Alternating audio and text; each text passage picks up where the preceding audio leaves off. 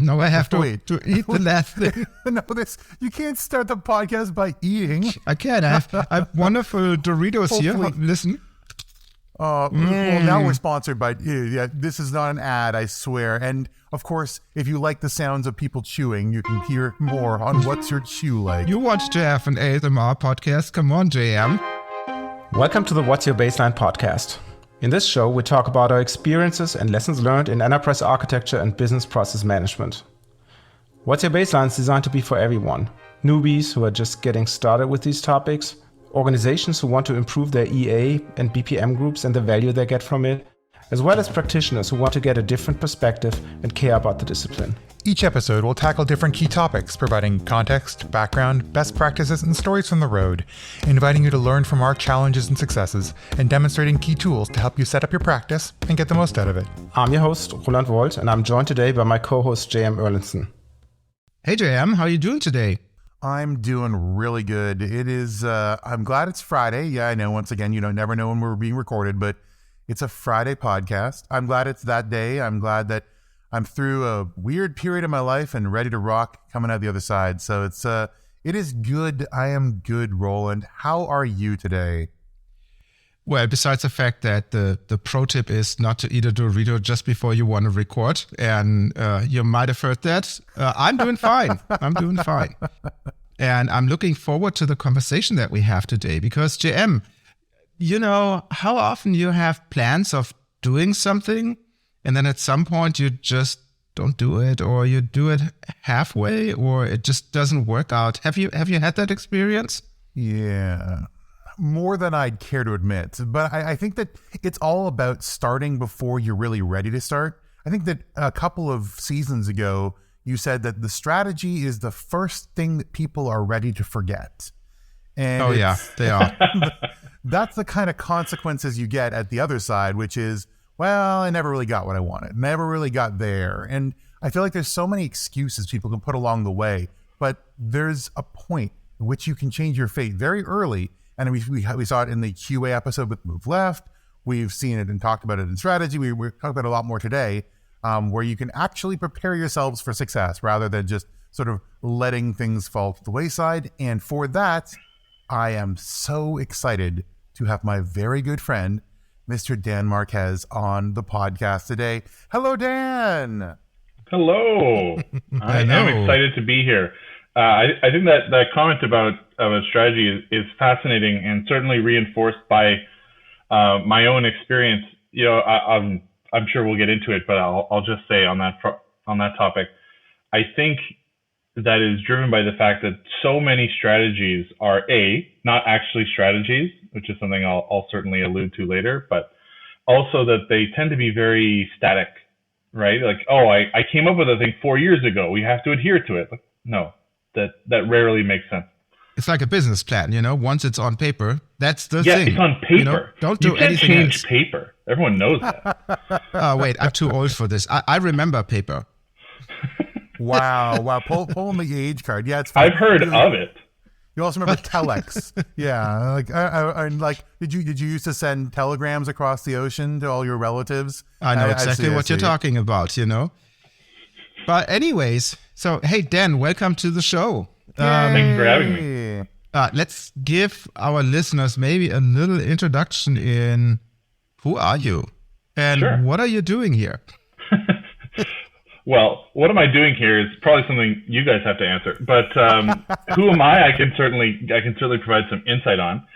So my name is Dan Marquez. I'm a career consultant, advisor, transformation agent, however you want to frame it.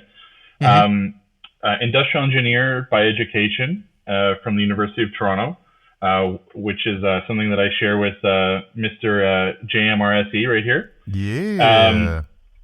I went into consulting out of school at Deloitte for a few years. I was at Accenture for a long time. I ran Accenture's digital and technology transformation leadership practice, which is basically the group that was responsible for helping to shape and architect large, complex digital or technology-powered transformations for clients. And I was at the Boston Consulting Group for a year. And then more recently, I joined Google, and I work in Google Cloud as an account leader for some of our largest accounts in Canada.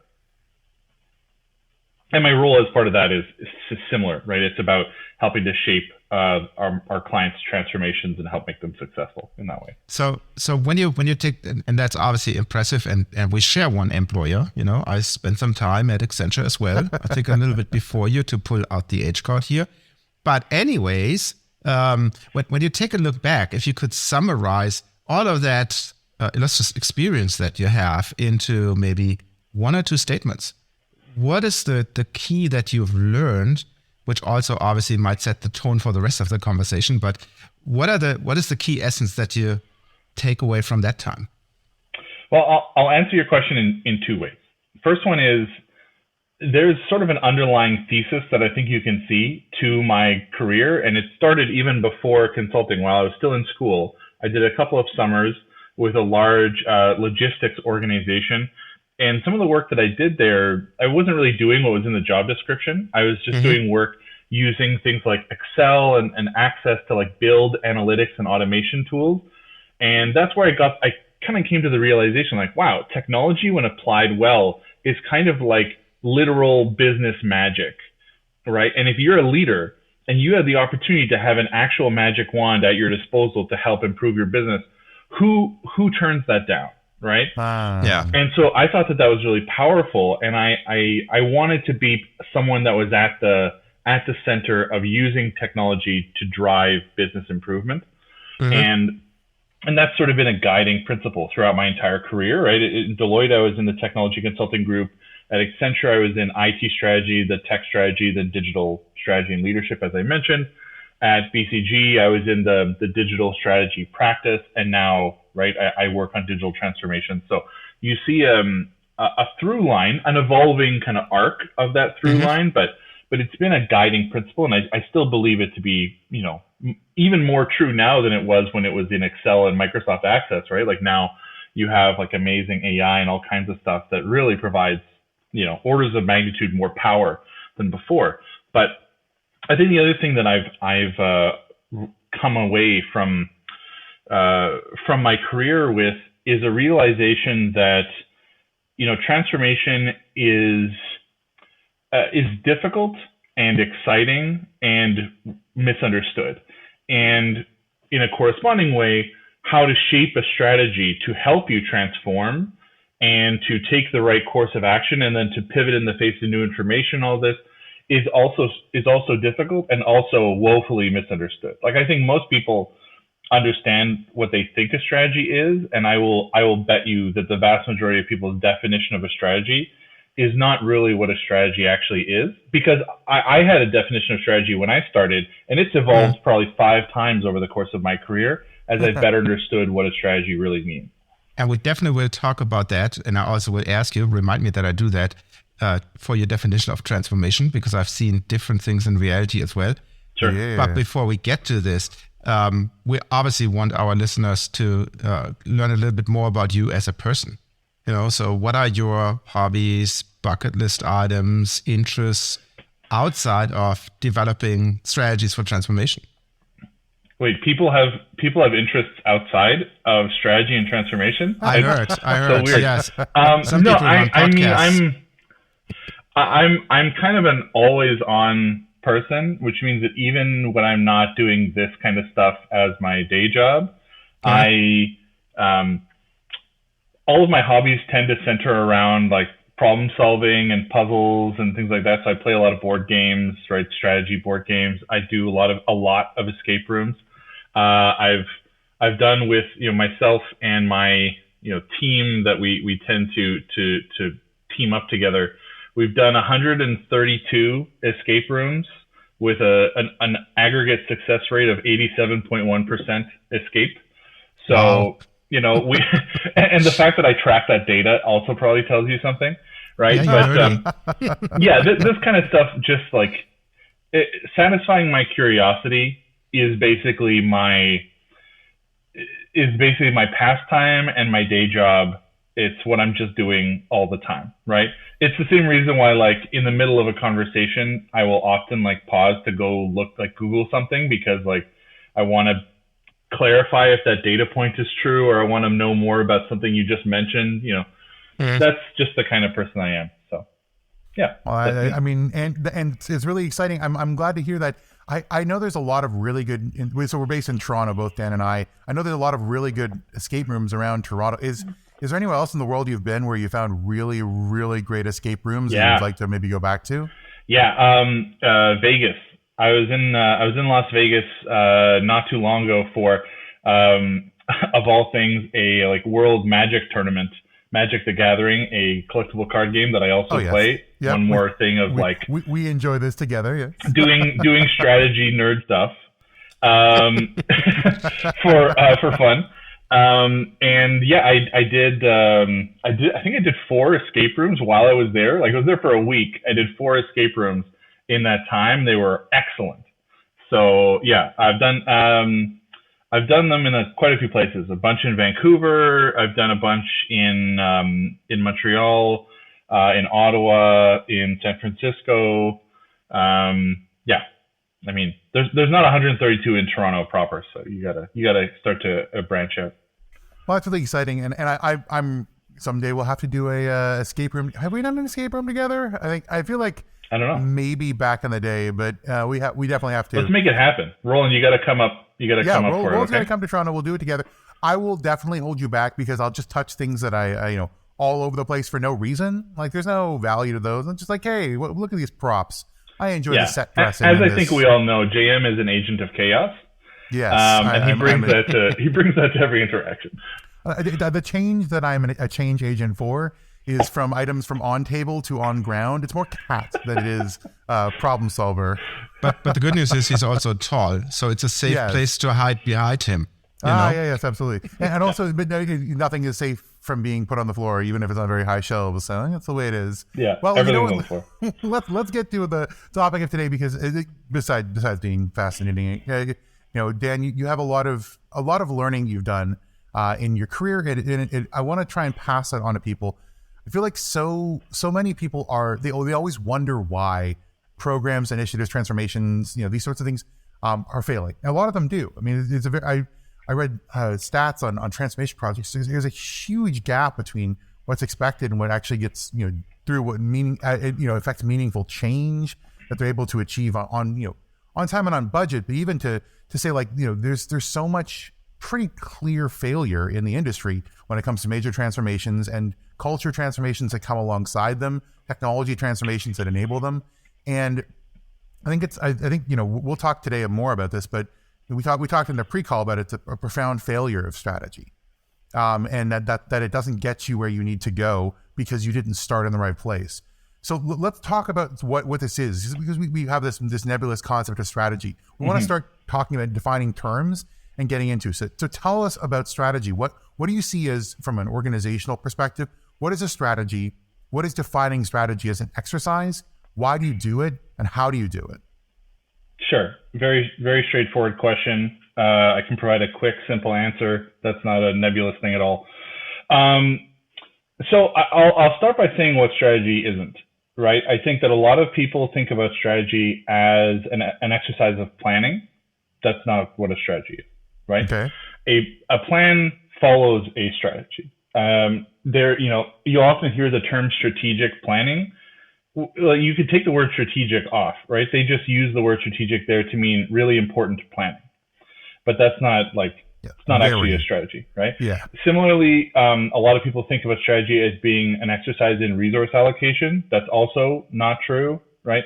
That's just part of the prioritization that comes with the planning.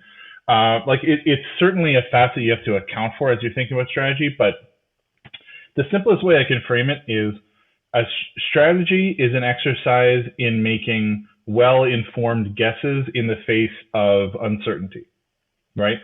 Strategy is fundamentally an exercise in trying to navigate uncertain futures. Planning is different. Planning is knowing what you're trying to accomplish and knowing the situation in which you're operating, and then trying to line all the pieces up to achieve what you're trying to accomplish, right? But the strategy has already abstracted away the uncertainty once you get to the planning stage, because it's made a bunch of assumptions and now you're planning for how to accomplish that thing. So strategy is saying, in the face of uncertainty, here is what I want to focus on. Here is what I want to intentionally exclude so that I can best position myself for the likelihood of success in an uncertain future. And I think that A, that element of uncertainty, and B, the fact that it's not about moving pieces around, I think confuses and surprises a lot of people. Yeah, I wonder, this is sort of my immediate thoughts on this one. When you define it in that fashion and you put the word uncertainty in it, you do release a little bit of responsibility for practicality. Because obviously strategies need to be executable.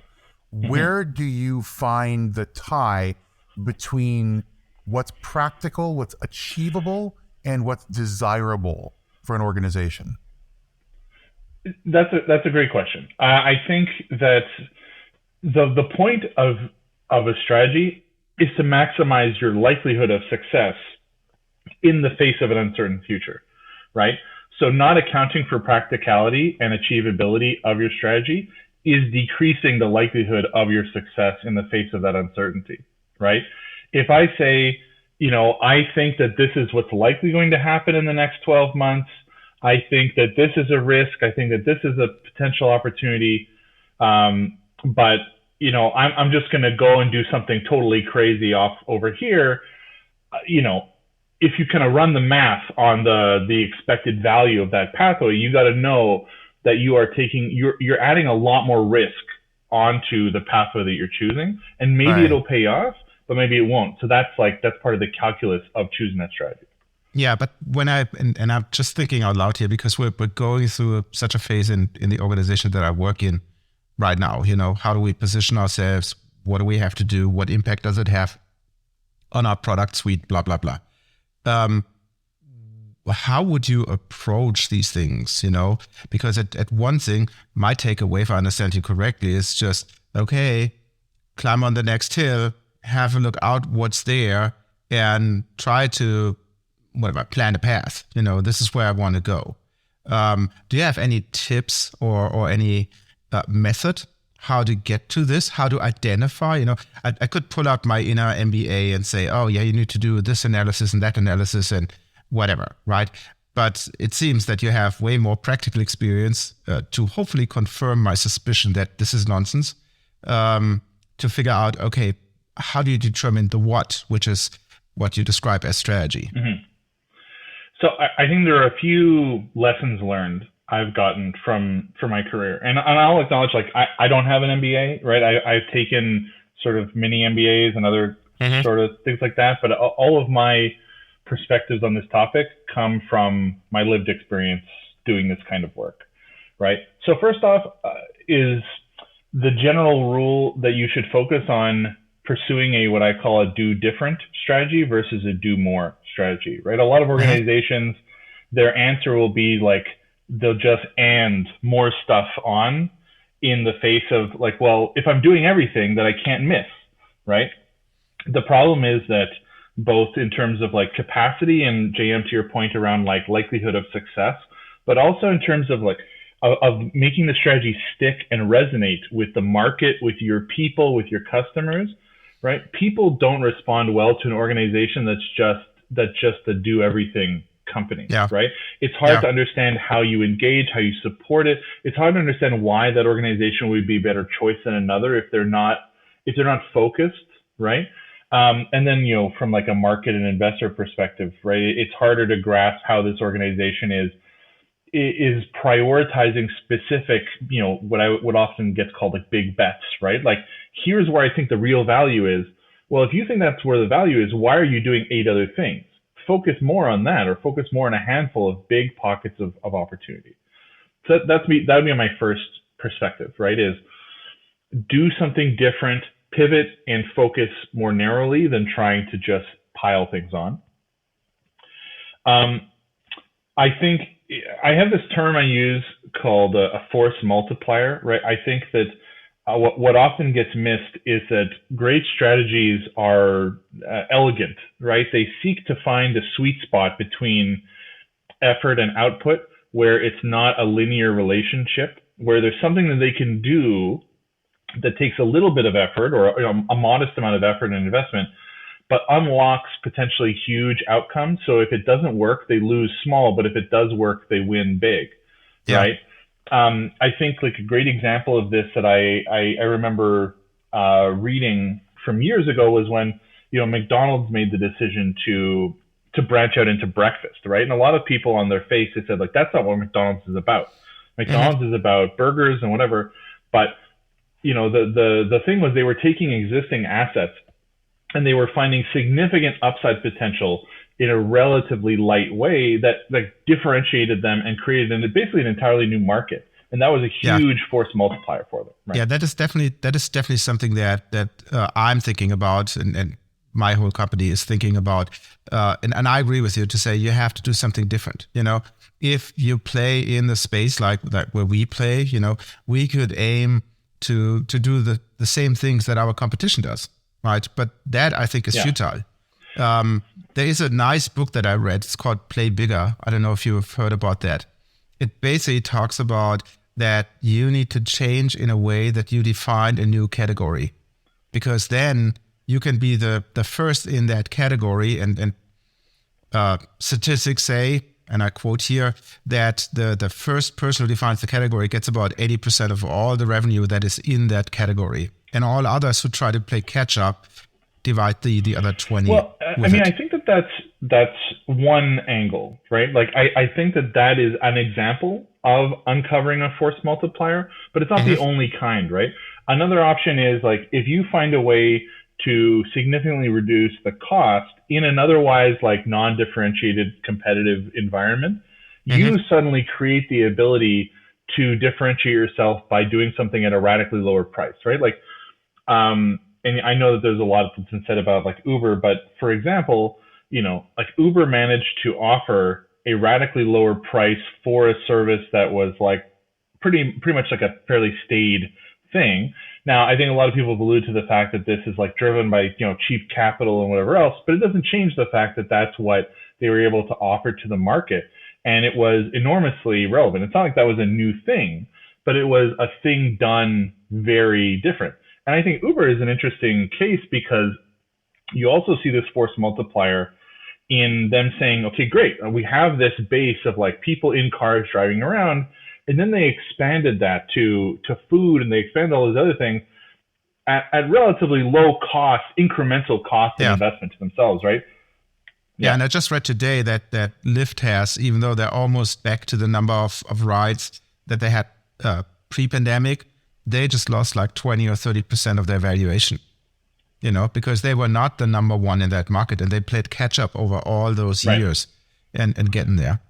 The other thing I see sometimes, and this is something that I feel like I've seen a lot of financial institutions, like, even very big legacy banks focus on, is that their big value that they're trying to offer now is the customer experience. And we see, I mean, in my field of process design and process management, I've seen customer journey, customer mapping, customer experience mapping become such a huge factor in how companies approach their execution of strategy. Because one of the pillars that they define is that we think we're going to win the market, not by being cheaper, but by being better to work with. Yeah, just by being like less exhausting to interact with, right? Like that's it's huge. Yeah. Well, there's an expression in the voice acting world. I don't know if anyone out there is a voiceover artist, but it's not the best voice that gets the gigs. It's people who are the easiest to work with. Those are the ones who get all the because there's a billion people who can do friggin' voiceover work. Everyone's got a voice, but when you get to the upper echelon of very, very good voices, there's way too many. It's the ones that you want to work with. Similar with this, with the consumer choices. They want to work with people or companies that are easy to work with, because that's their first point of contact. You'll pay extra, and I know it's not a time of plenty right now, but I think there are plenty of people who would pay extra if the experience of interacting with that organization was always positive. Especially, and you mentioned the banks, right? Especially in an environment where it is increasingly difficult for the banks to offer differentiation on the actual core financials, right? Like they can't offer a drastically better rate of return on your bank account, right? Or they can't offer drastically lower mortgage rates because it's just not really practical. It would put them too far out of step. This is a way for them to differentiate, because if you think about kind of core, I'll get sort of arcane for a sec, but if you think about core kind of value theory, right? It's like, okay, here is like exactly what something is worth in terms of just like the hard ROI, right? And then however much someone values that thing above and beyond what it's absolutely valued to the company providing it, that's the takeaway of the customer that purchases it, right? So if all they offer is like, here's this financial service, you have to jump through a ton of hoops to get access to it, it's very unpleasant, and everyone else is like that, and then you can just kind of add a little bit extra on top of like richness and simplicity and whatever convenience, not to mention that it makes it literally easier to access and use the services. Yeah. Right? Like that's hugely differentiating. And isn't it so interesting that all this talk about journeys and customer mapping and customer experience design is comparatively new? Like this has only really been a prevailing way that a lot of companies have thought for 10 years, 10 or 15 years, right? Like this never really used to be a big topic. People would talk about process design. They would talk about, like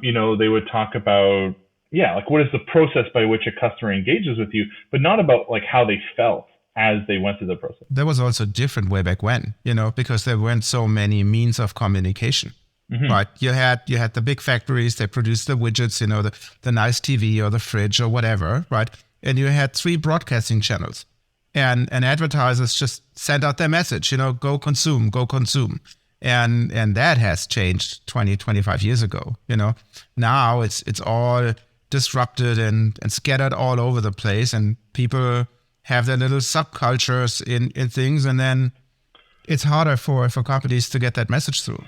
And this, it brings me to the way that I think about strategy, which is a little bit different, right? So I worked at Accenture for a long time, as I mentioned, and I had kind of 2 different camps that I was exposed to, right? So you had the people that are on the like kind of strategy practice side, similar to the way that people at like BCG, for example, think, mm-hmm. which is very hypothesis oriented, right? It's like, here's the problem.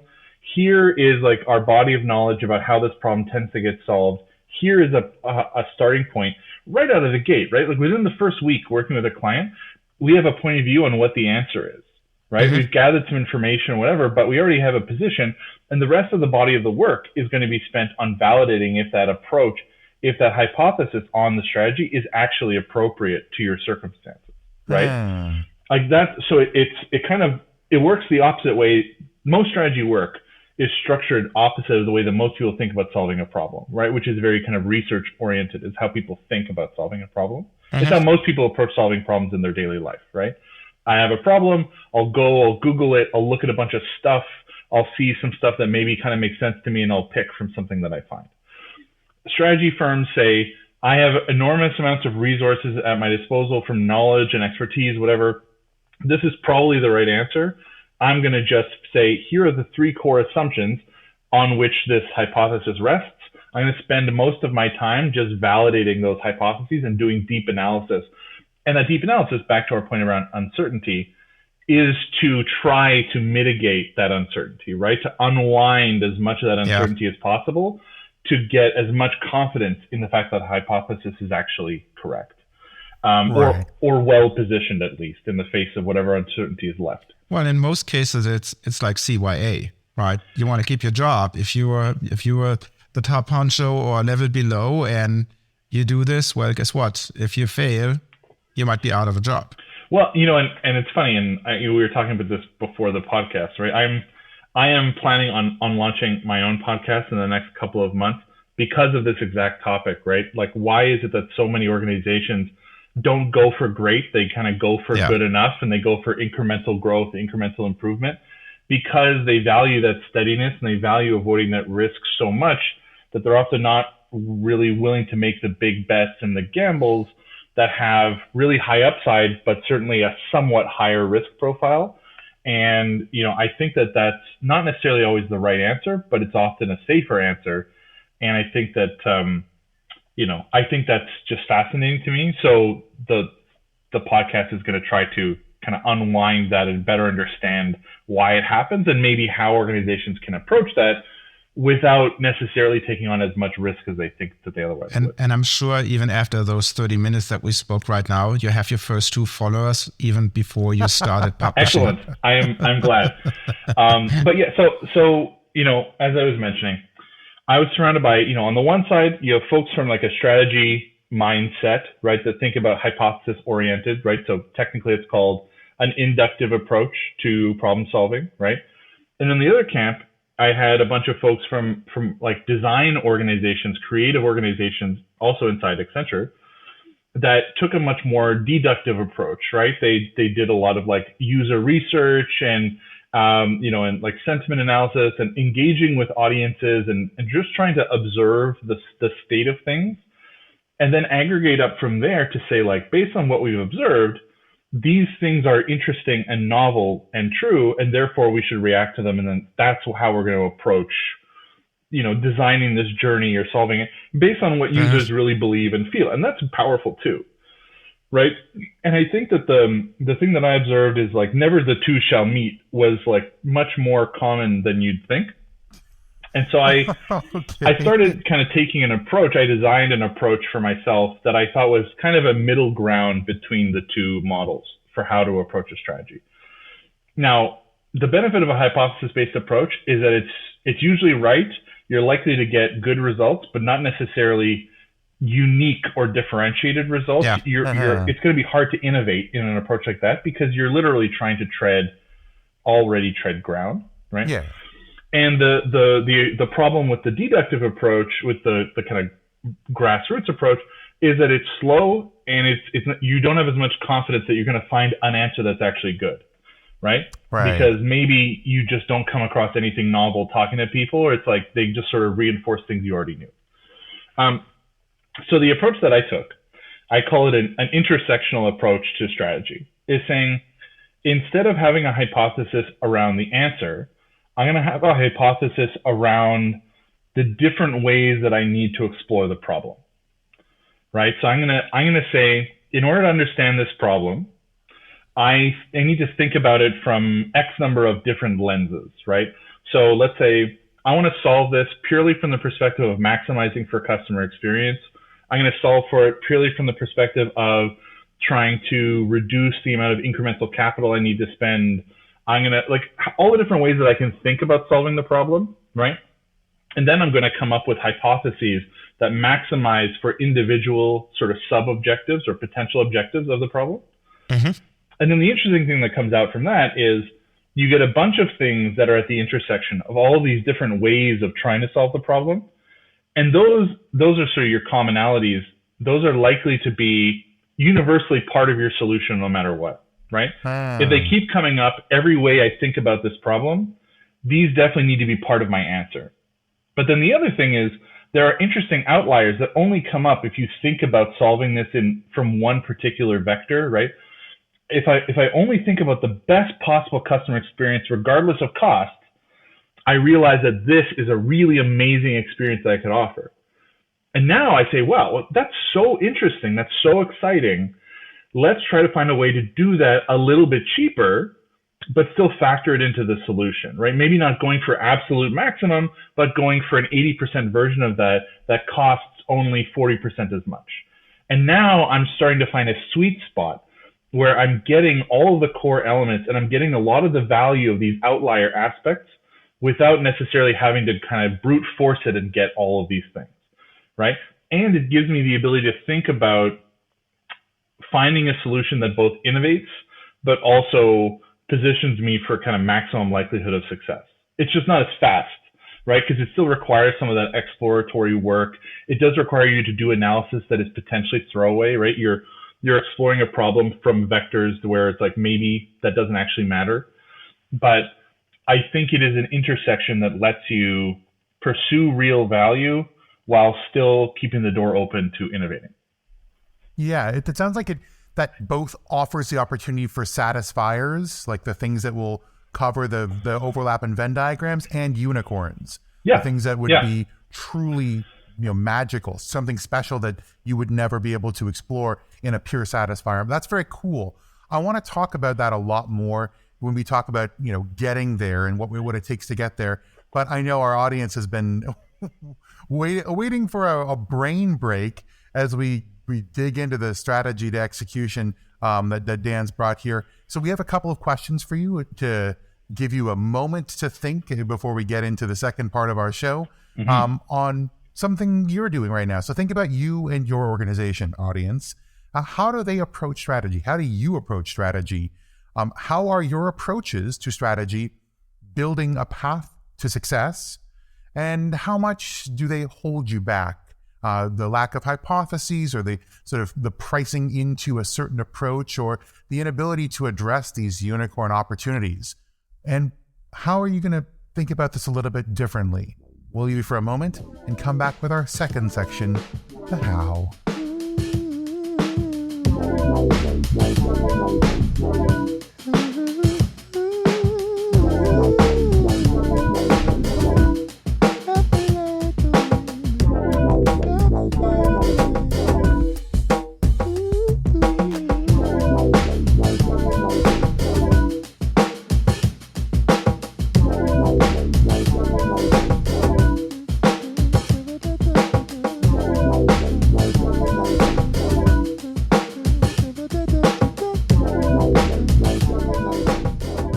Welcome back to the second segment of the podcast. And it's a very fascinating conversation with Dan about the different facets of a strategy and what to look for and what a great strategy actually is. In this segment, Dan, we obviously want to know how to get to the rubber on the road. How do you implement this? How do you execute on your strategy? And I heard you have an idea or two that you would like to share with our listeners. I do. I absolutely do.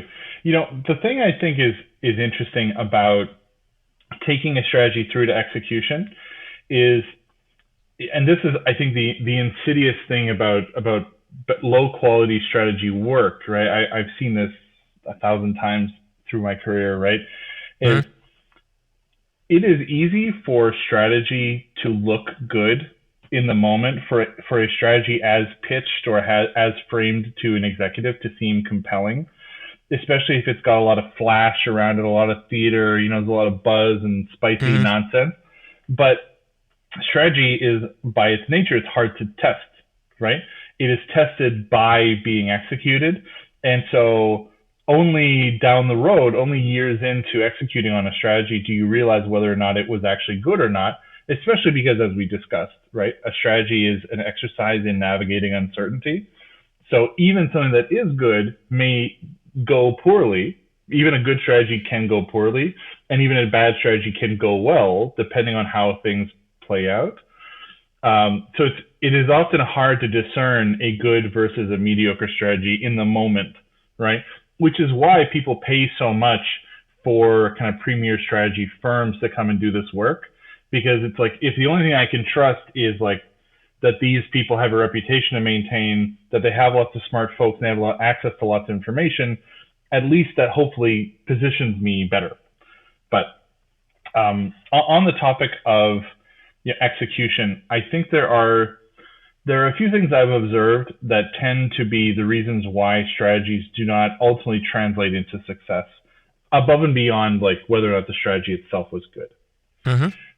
The first one is how the execution of a strategy is led, right? I think that the most successful cases of executing on a strategy, especially a transformative strategy, right? Something that involves a lot of change, involves a duality of leadership.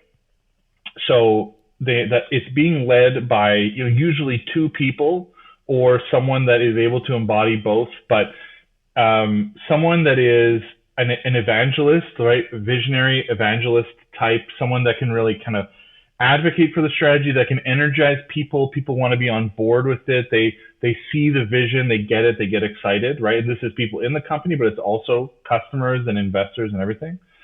And an operator, right? Someone that is really good at thinking through crunchy details, that is really good at kind of pushing and motivating people to like do their best work, that is able to kind of operate at a high level across the big picture, but is also able to dive deep and be credible enough to take on like critical but more granular problems that are going to impact your success.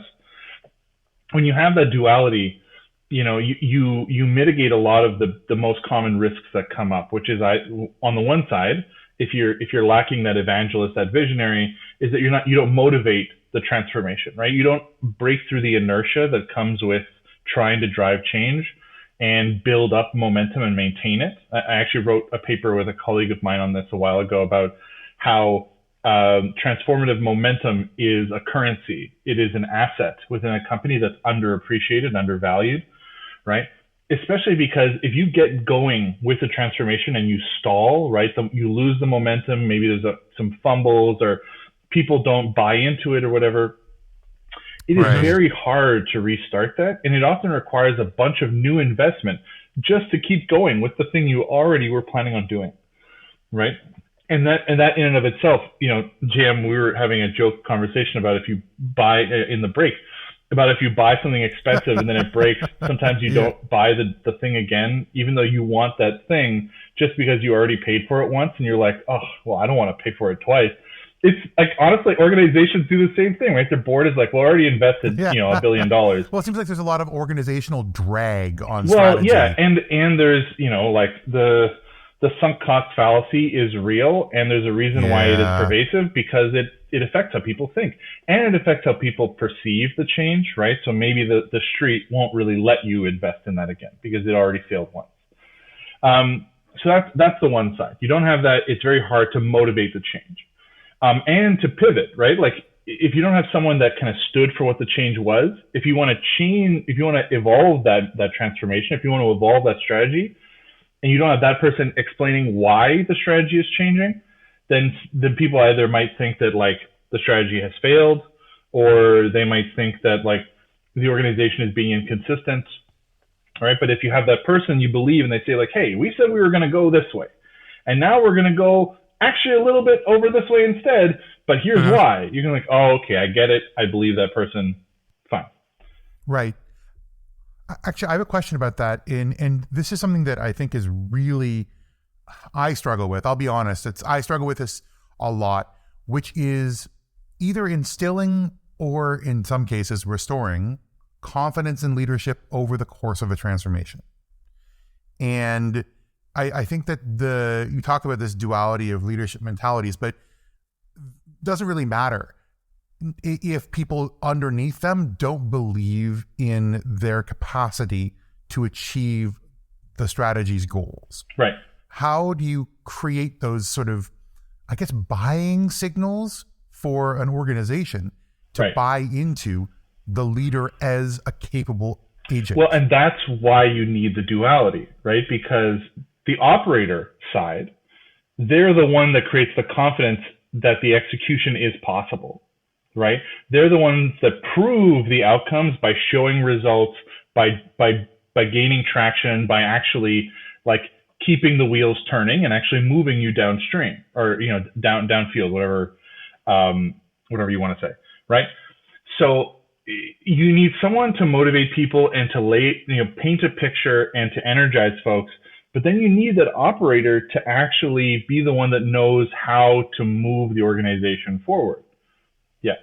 Yeah, but it's also a thing of how you do this, and I know that you talk about style versus substance a lot, so it depends on how you communicate all these things. It's good that you have those people, but how do you convey the message, I think? Yeah, it's funny you mention it, right? Like I gave a talk a little while ago, and one of the pages that I put up was, unfortunately, in my experience, style trumps substance, right? And I think most people don't. They think it's the opposite, right? Like I have the good idea, and then I'll figure out how to communicate it. But the main thing that matters is whether the idea is good or not.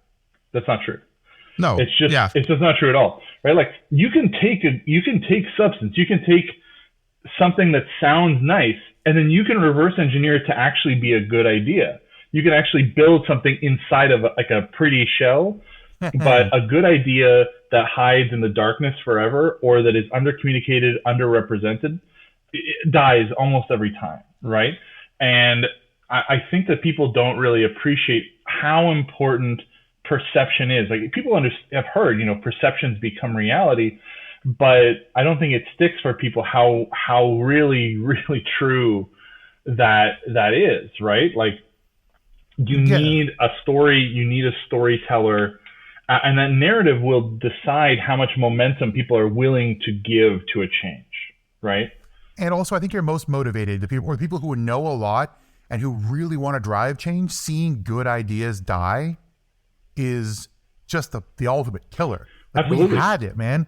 We had this in our hands. Yeah, why didn't we do that? Remember that thing I told you once? Why didn't we do that thing? Like, well, because it wasn't communicated effectively. It died in the dark. And I think people also need to appreciate the speed at which choices get made and locked in for folks, right? And then how hard it is to change people's minds after. So starting with something compelling that energizes people and creates a positive perspective from them on what you're trying to do, and then filling in the blanks and executing is a lot easier than starting with something that kind of turns people off and then having to try to pull them back through just sheer force of will and brute force of like, well, look, we did a ton of really great things. They may still think that it's not good enough because of their initial perceptions the first time they heard of it, right? It's an insurmountable problem for a lot of organizations. You have to burn so much like personal political capital to try and bring people back. And you should be using that to help do change, like help to encourage positive, organizational evolution, rather than trying to use it to drag people along to the thing that happened 6 months ago, which talks to the challenges you'll face along the way. So talk to me about how you'll be held back and what are some ways you can overcome these roadblocks, or as you talked about before, so the organizational drag that slows down or stops positive strategy transformation. Yeah, I mean, I think to answer that, you have to appreciate the fact that the essence of almost every kind of major transformation that an organization tries to accomplish, right, or any strategy they're trying to put into execution, at the end of the day is culture, right? This is something that I championed with a previous organization, right? We talked about doing operating model design in a culture first way, saying you want to design how your organization is structured first, like design how you want people to behave, and then reverse engineer the operating model to reinforce those behaviors.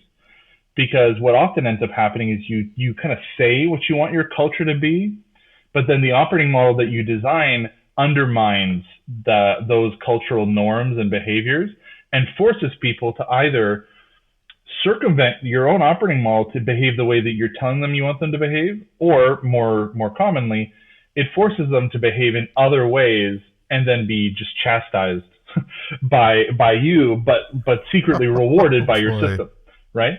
Yeah.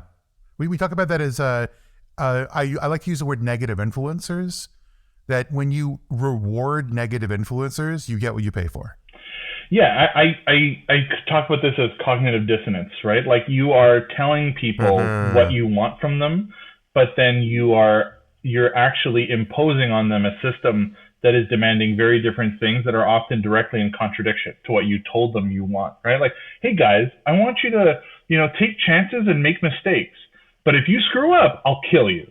Like, there's, right? Like I've never heard that. One did you? Which organizations do have that?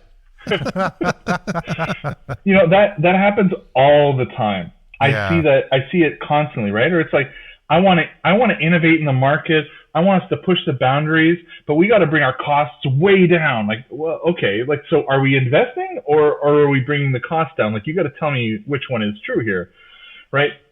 And I think that's honestly the difference between great companies that last and companies that are maybe exciting for a time but fizzle or diminish is invariably their culture, right?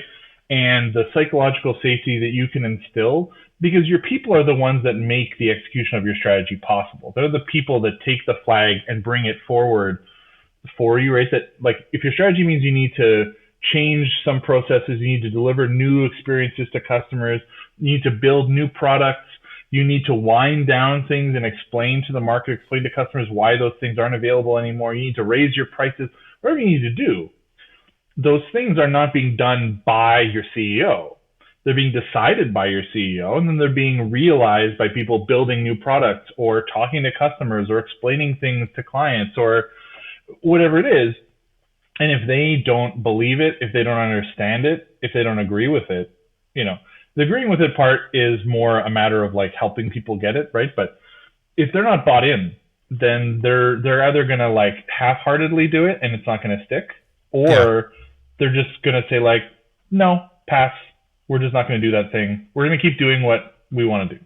Yeah, which my hunch is like 85, 90, 95% of all organizations, because the whole change management aspect is completely underserved.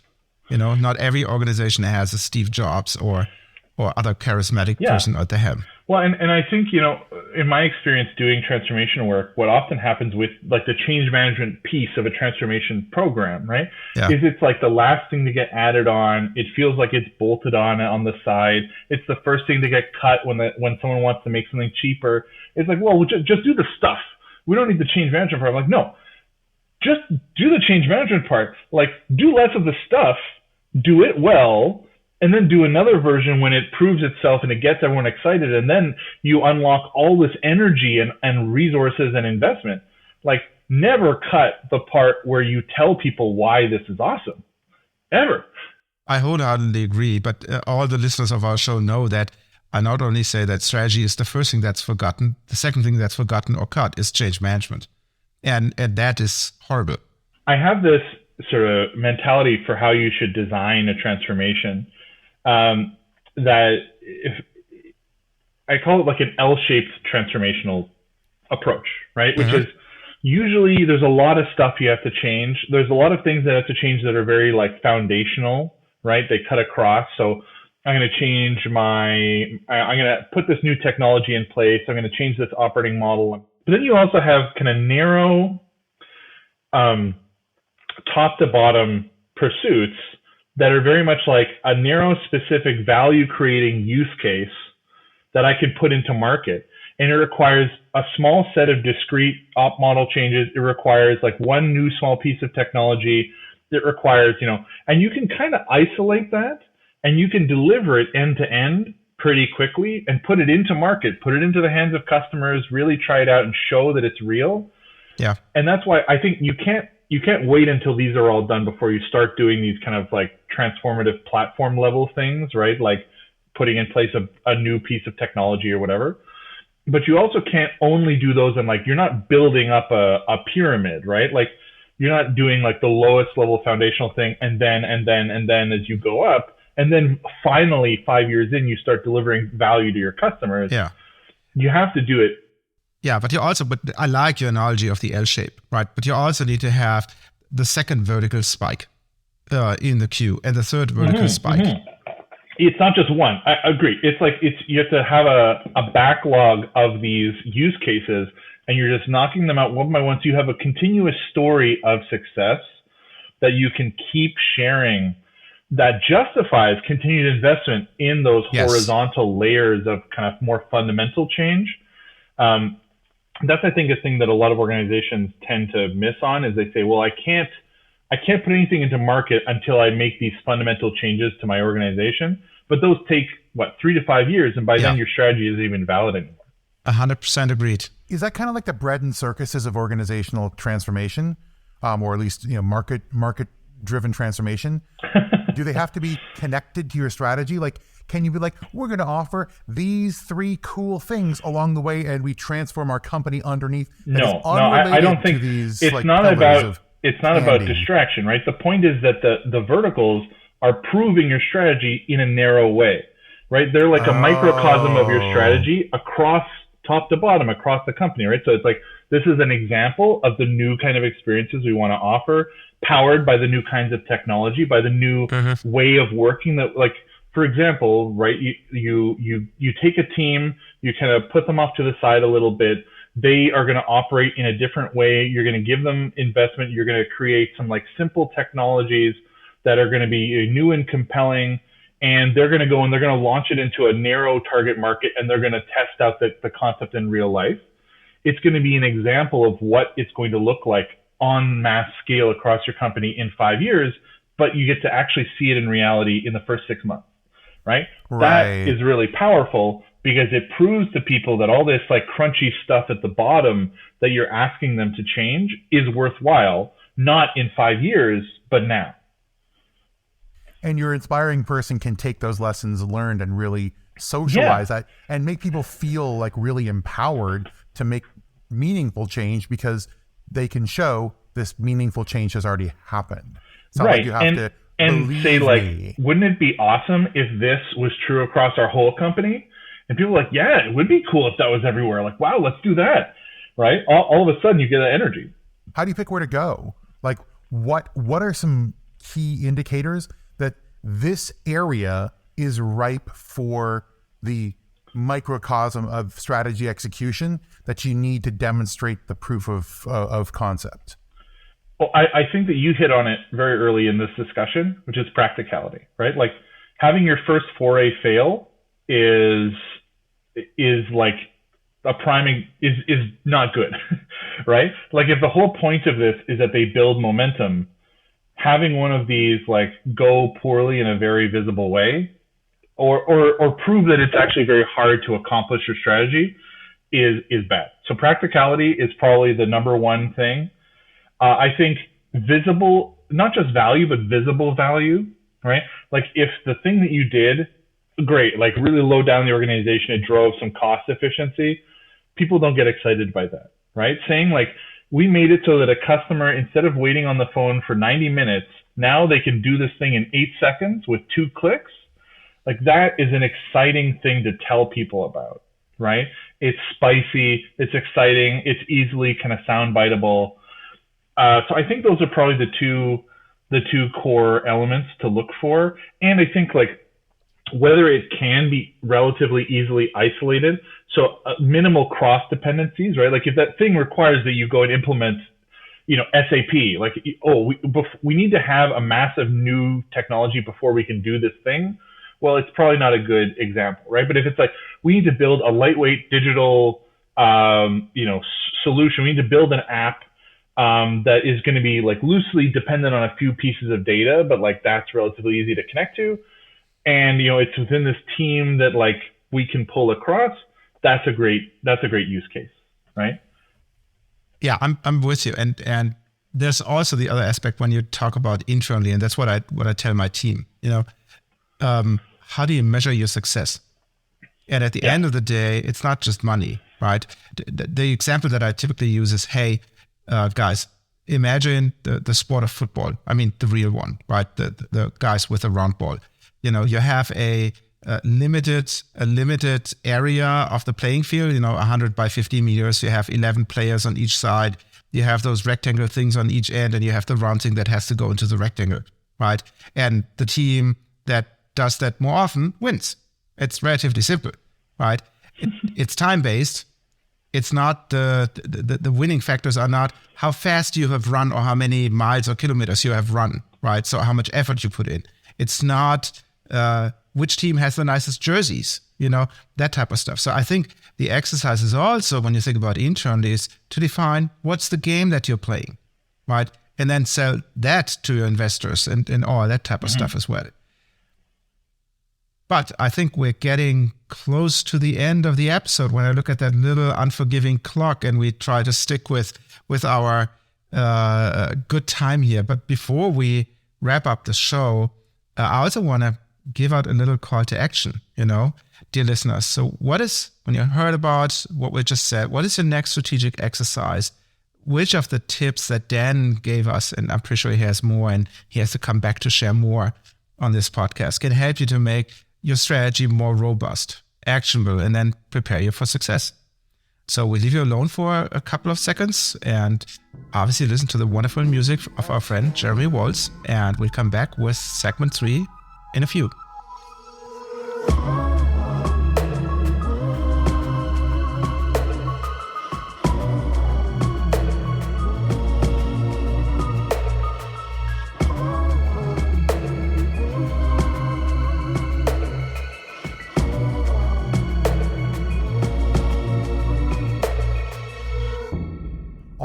right, we're back with the last section of the show, our conclusions and goodbyes. Now, you've heard a lot of fantastic things today from our great guest, Dan, talking about what a strategy is, defining it, about making smart guesses amidst uncertainty, seeking opportunities to shape that elegant strategy by using force multipliers, and exploring an intersectional strategy, not just looking for the satisfiers, but also for the unicorns and opportunities to truly differentiate. And then moving into actual execution. How do we get there?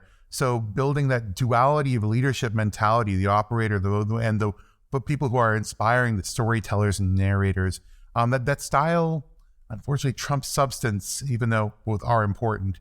Understanding challenges that come from cultural problems, how they might present themselves, and how decision-making is prioritized, and ultimately to pursue that L-shaped transformation, show value along the way.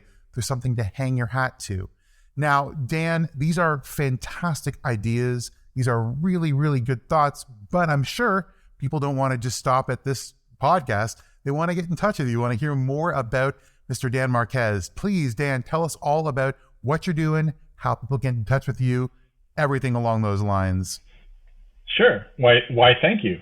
So as I mentioned, I have in stealth mode right now, plans to release a podcast likely within the next couple of months, that will be discussing this concept of, why is it that organizations don't go for greatness as often as they could or should? What holds them back? Or why do they fail when they attempt it? And trying to, decompose that by engaging with a series of guests that are leaders in industry and getting their perspective on, either their attempts or their avoidance of going for greatness. And I think that'll be interesting. Obviously, I think it'll be interesting. Hopefully you do too. If you want to connect with me directly, the easiest way to do so is through LinkedIn. I'm Marquez D on LinkedIn, but I'm pretty easy to find. And I have a series of articles that I have published in the past on LinkedIn around a variety of topics, like why do organizations get disrupted? I posted a series of articles called "The Gospel of Resilience" on that topic. Why how digital transformations work, how decision making works within organizations. A lot of these topics that I've covered in various articles. So I encourage you to go give them a read and connect with me. Yeah, and have no worries. We definitely will put all the links and all that stuff into our show notes so that you, dear listeners, don't have to re-listen the last 30 seconds and try to take notes, because, as we know, don't take notes while driving your car. Public service announcement here on this podcast. But of course, that leads us to a huge thank you to our audience. Thank you so much for coming along with us for this little ride. It was a lot of fun. Thank you so much to Dan for your fantastic ideas and thought leadership. I think I had a really good time. I think you did too, Roland. We've talked so much on the break. I mean, normally we have super short breaks as we sort of get through the sections, but man, Roland and I had such a fun time just chatting with you, Dan. Thank you so much for being here. Thank you for the invitation. This was fantastic. It was really good to be here with you, my friend. And of course, our audience, as Roland mentioned, whatsyourbaseline.com has lots of great resources for you. And in fact, whatsyourbaseline.com/episode 40. My goodness, it's up to episode 40. So you can find all the show notes at that URL. And of course, until next time, friends, I've been J.M. Erlinson. I'm Dan Marquez. And I'm Roland Wolt. And we'll see you in the next one.